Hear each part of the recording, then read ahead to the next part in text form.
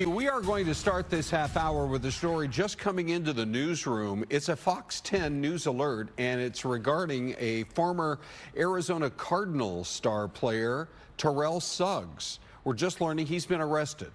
This is a mugshot from the Maricopa County Sheriff's website. According to the site, he's been booked on assault and an offense against public order.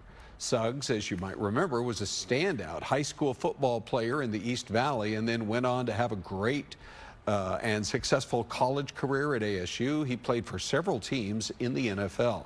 We're working to try to get more info about what led up to the arrest, and we'll bring you the updates when they come in. The Phoenix police officer is recovering tonight after being stabbed. It happened at a convenience store near 17th Avenue and Bell Road, and employees may have saved his life. Fox 10's Justin Lum is live with the latest tonight. Justin. Working full-time at Phoenix PD for about 6 months. Fortunately, he's in stable condition, but will be in the hospital for some days. Meanwhile, his commander says this stabbing was a couple millimeters away from determining life or death. This was very, very critical that this didn't go a different way and we would be mourning yet another loss. It was a trespassing call at the QT gas station near 17th Ave and Bell Road just after 1 this morning. A Phoenix officer arrived to escort a man out of the store. Moments later, police say the suspect stabbed the officer in the neck twice. According to Phoenix PD, a security guard took the suspect down. 2 QT employees helped out while officers got to the scene. The officers are routinely over in that area addressing various issues, quality of life issues, as well as criminal issues in the area. Commander Matt Siekman with the Black Mountain Precinct says his officers respond to this area frequently. Well, I actually came to work and I was gonna get a drink from QT and I saw that it was actually all blocked off. A woman who works across the street wants to stay anonymous, but tells Fox 10 she's seen police around more recently.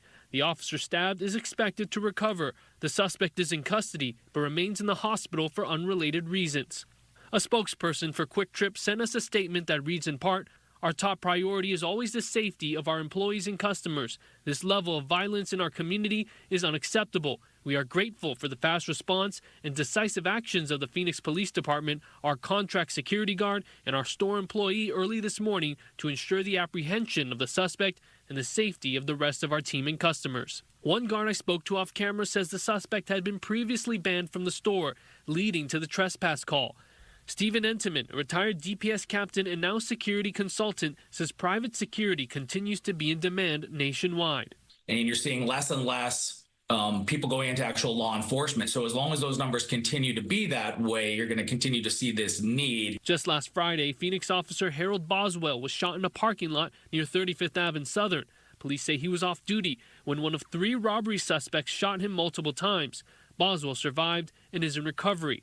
As for the aggravated assault case at QT, Entenman says security stepped up in a dangerous situation. They were able to keep their mind, actually able to render assistance to the officer, as well as be able to take this subject or assist with taking this subject into custody, which is going to hopefully allow for successful prosecution. Did exactly the job they're supposed to do, and that's something that the security industry does not get credit for.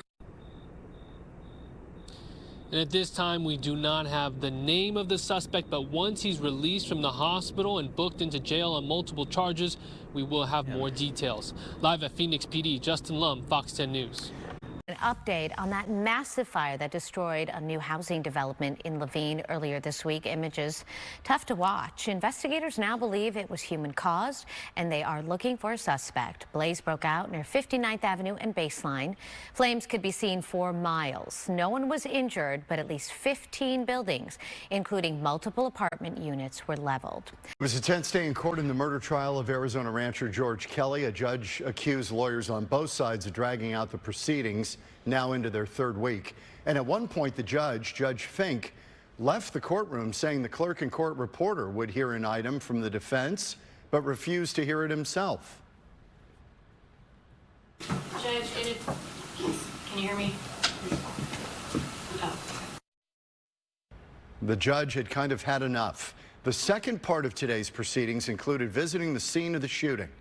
That was at Mr. Kelly's 170-acre cattle ranch outside of Nogales. That's where the prosecution says Kelly shot and killed a migrant who crossed illegally in 2023. Kelly maintains he only fired a single warning shot at the group of migrants that were on his property after hearing a gunshot.